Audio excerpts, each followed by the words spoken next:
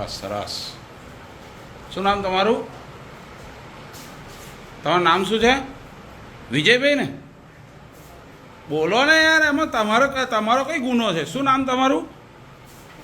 હે?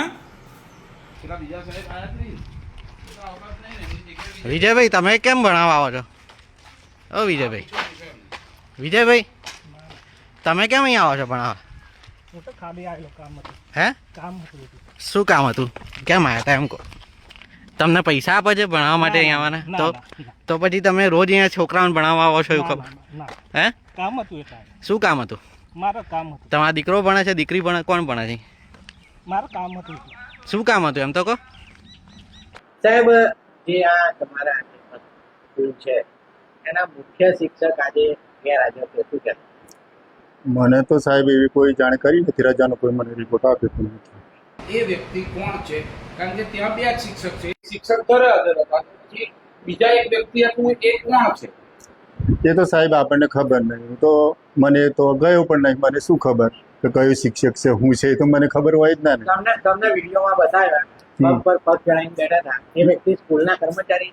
ના, એ અમારા તાબામાં આવતા જ નથી. અને આ જે આશિષભાઈ છે મુખ્ય શિક્ષક, એ રજા પણ છે આજે, તો તમને કોઈ રિપોર્ટ કર્યો? મને રિપોર્ટ કરેલ નથી, મને જાણકારી નથી. વિજયભાઈ, તમે કેમ ભણાવવા આવો છો?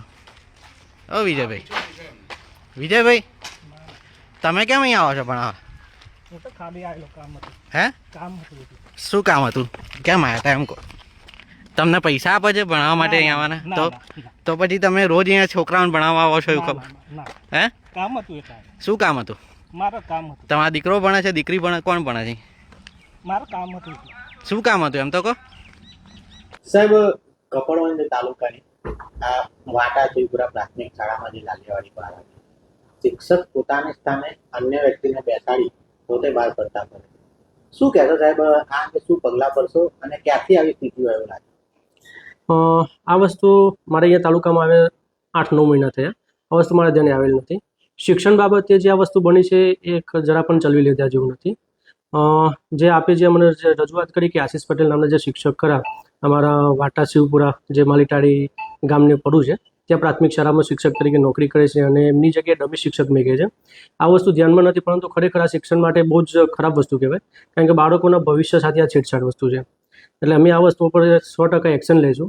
હું આજે જ ટીપીઓ મેડમને બોલાવું છું, એમના જોડે ચર્ચા કરું છું. ડીપીઓ સાહેબનો પણ હું ધ્યાન દોરું છું કે આ બાબતે શિક્ષકમાં કાર્યવાહી એમને કરે.